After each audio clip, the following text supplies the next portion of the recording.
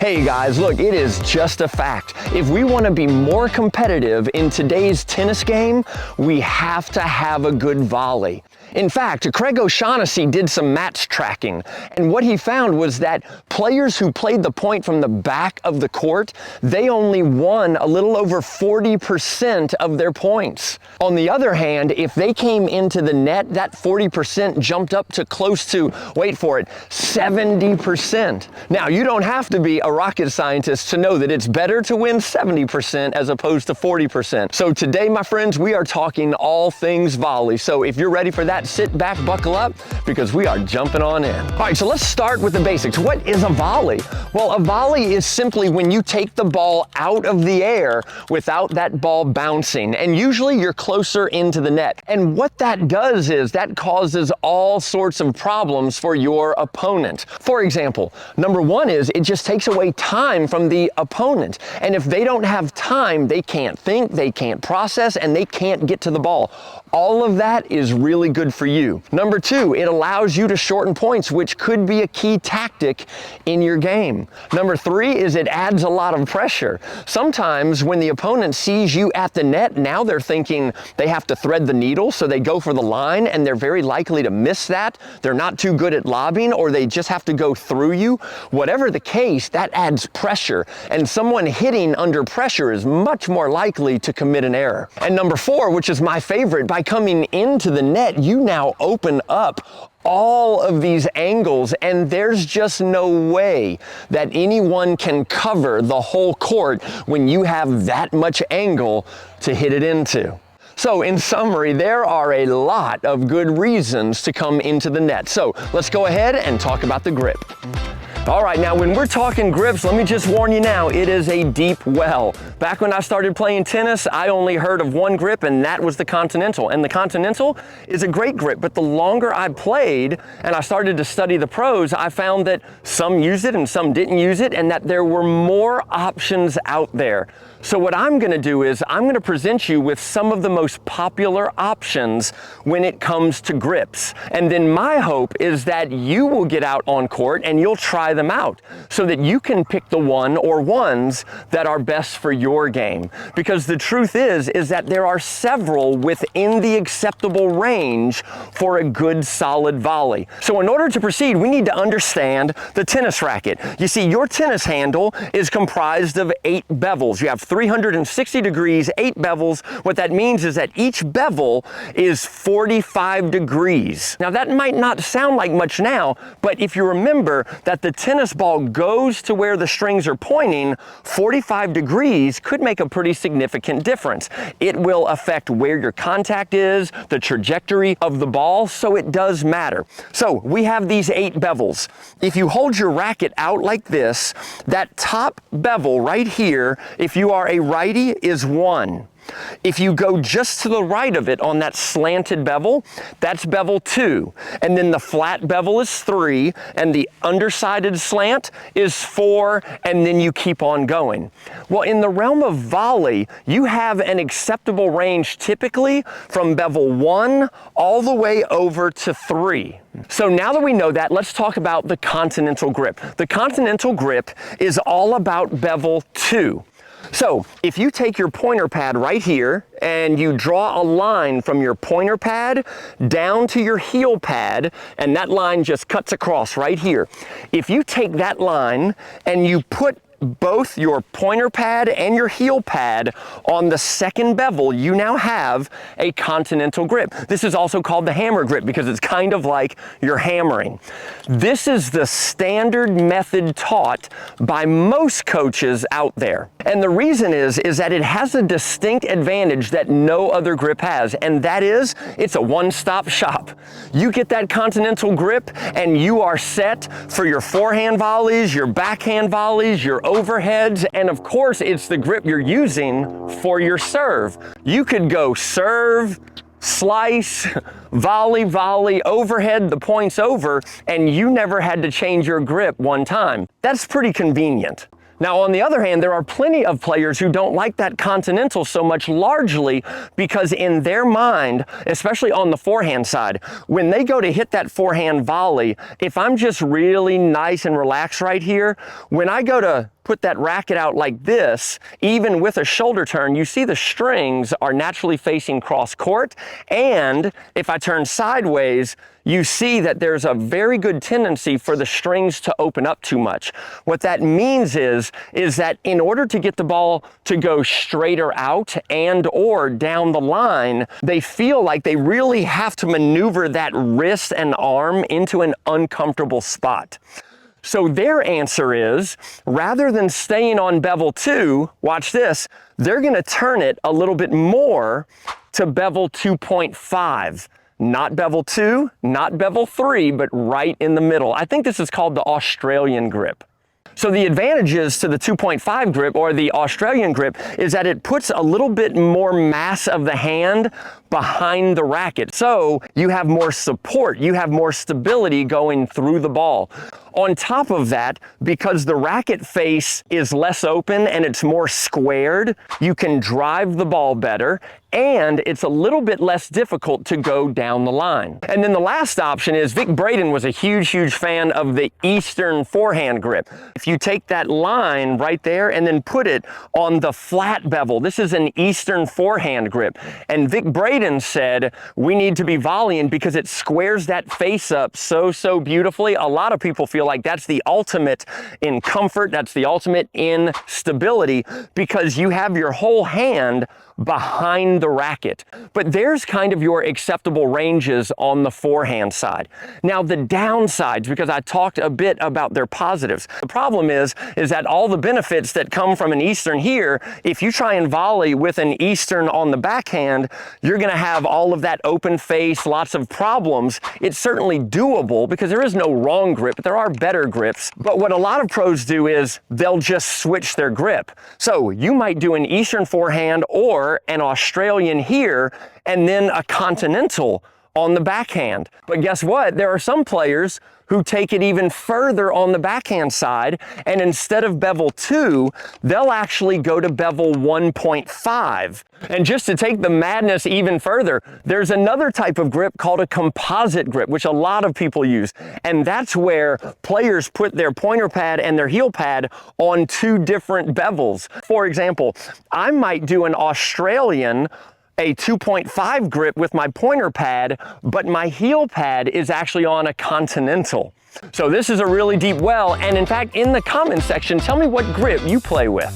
All right, let's talk about the ready position. I want those feet wider than the shoulders, and I want the racket out in front with the racket head up. I never want to see that racket down because when we're at the net, we have little time. And so if they hit a ball at us and we have to bring the racket from here and get it all the way out here, we are already cooked, okay? So we want the racket out like this. We want the elbows away from the body. Some players call this the big L right here, nice and strong, and I want your left hand bearing the weight of the racket. This is the ready position.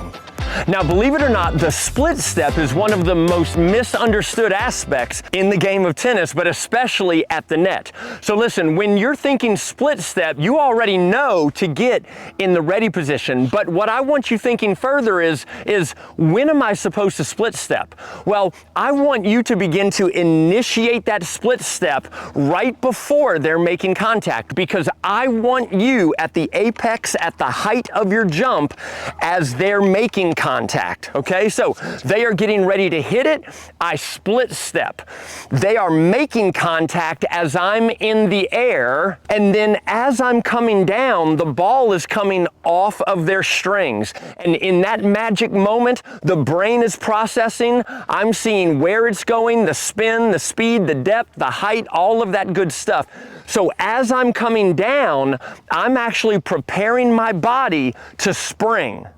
Okay, if I go and split step like this, and then I have to wait, I've wasted the whole point of the split step. What a perfect split step does, and the pros do this so well, this is why they get to almost every ball, because they go up, they're up, they land and go. So I want you thinking, begin your split step right before they make contact, so that as that ball's coming off of their strings, you're coming down and processing where the ball's going, so that when your feet hit, you can go. All right, so we mastered that split step. Now it's time to actually talk about the volley, okay? Once we're here, the volley should be simple, which is why I love KISS. Keep it simple, stupid. But in this situation, it's keep it simple and short. When you're here, what I want you doing from that nice, strong, ready position, you're gonna open those shoulders 45 degrees. You are not going full on sideways like a forehand. You're gonna go 45 degrees just like this. Notice I haven't even pulled my arm back. That's the #1 problem with most volleys. They go and they go to volley, and instead of stopping here or at least somewhere here, they do this. They lose sight of the racket, out of sight, out of mind, and then they're hacking and framing, nothing good. Let's do that one more time. You're splitting, you're gonna go 45 degrees. And notice, this is called the open U. It kind of forms a U shape. We have the racket head is up, the hand is down, the racket head is close to my eyes. The closer the racket head is to my eyes, the more likely I'm gonna make really good contact. We have the base of the U happening here, and the right leg is loaded. The left arm is out for balance like this. You see how simple? You go from here, and then you do this. That's it. And the rest of it is just as simple, because now with the weight loaded on the right leg, all we're gonna do is we're gonna keep this line, we're gonna step into the ball and meet it. And in fact, I want you to line your racket head up with where the ball is going to be. A lot of players see the ball go high, they put their racket high, and then the ball drops, and then they're hacking. I want you to judge where the ball's going to be. You set your racket head right there, and then as it's coming through, we step and go through the ball. Now, your racket path will be determined somewhat by the grip you use, but in general, it's just a simple adduction happening here, and you don't want to follow through. This is not a forehand. And in fact, I like the left arm, this is just me personally, I like the left arm coming into the shot. Now notice, we never want to do this. Why not? Well, because if the ball's low and I do this, you're going to fluff the ball up, they're going to step in and pummel it. So if they hit you a low ball, your legs activate. You go here, low, you get down, and same thing, okay? Volleying is active, but you see how simple. And here's the good news. The backhand volley is basically the same thing with just maybe 3 differences. I like to call it the half box chop. So the half box chop goes like this after you split. Whereas on the forehand, we turn 45 degrees. Well, this one, we're gonna do a half turn. The left hand stays on it like this. We're gonna load the left leg, and just like the other one, we're gonna step in and meet the ball with a small, short swing. Now the box comes in, so we have the half. The boxes, notice my arms. They form kind of like a box here. So we go half turn, we're forming a box with a high elbow, strong arms, racket head is up, the hand is below the racket head is close to my eyeballs, and then the chop happens. This is different. On the forehand, the left hand came in, but on this one, we're gonna chop backwards. So from here, we're gonna chop.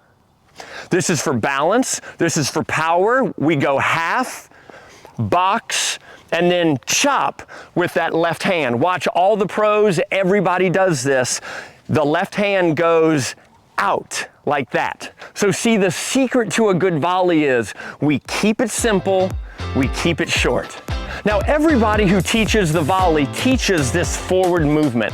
Forward movement is key because, again, the closer we get into the net, the more time we take away, the more pressure we put, the more angles open up. This is a beautiful thing. But one thing we haven't really mentioned yet is that in a volley, a good portion of the power comes from the body's weight going through the shot. Most of the power comes from really two things. Number one, how hard they hit it. It hits the strings and shoots back. That's a source of power. But the other one is that body weight coming forward. And in fact, it's so important that the Bryan brothers actually made a dance to help them get used to going forward.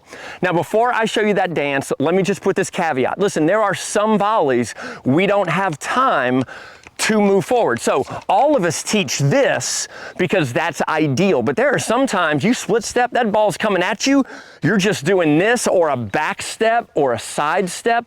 There's 1,000 different variations. But in most play, most people hit it softer or at a medium pace to where we can come in and step through it. All right, so here's the dance. This is the Bryan brothers dance. This is what they do. They go split, left, right in, and then they go split, right, left in, split, left, right, split, right, left, and then they can do it fast. They go right, split, right, left, split, left, right, split, split, right, kind of makes you feel like mon fille. You're like breaking it down on the tennis court. It's a really good dance to do because you always want to train your body. If you can move forward, move forward. And here's a few bonus tips. Number one, when you have your grip of choice, what I want to highly encourage you to do is don't grip it like this right here. I want you to have a trigger finger. I want that pointer finger to be up like a trigger. What that's going to do is that's going to give you more control of your racket. Tip number two, if you hit your forehand like I hit mine, I keep my heel pad hanging off of the tennis racket. That works great for forehands. That works great for groundies, but it doesn't transfer well into the net. So you might consider choking up and make sure that heel pad is fully on the racket. What that's going to give you is more control and more stability, and that's a good thing when you're volleying. And last bonus here is if you watch the pros, they're almost never at the net with the racket straight up like this. They tend to favor the backhand side. And Nadal does it a whole lot. Now, why would they do that? Well, because the way your body breaks down, we know that if a ball's coming at us, if it's from the right shoulder to the right, it's a forehand. If it comes to the body, it's a backhand. If it goes to the left shoulder over, it's a backhand. So 2/3 of your volleys are going to be covered by your backhand. So a lot of pros think that it's smarter to go ahead and prep for that likelihood. All right, guys, hey, thank you so much for watching. I hope this video helped. I know we probably opened up a can when we talked about the grips, but hey, listen, in the comments section, let me know what grip you use and why it's the best grip. But outside of that, thank you again. And now you need to turn this off, get out on court, and go have some fun conquering that net.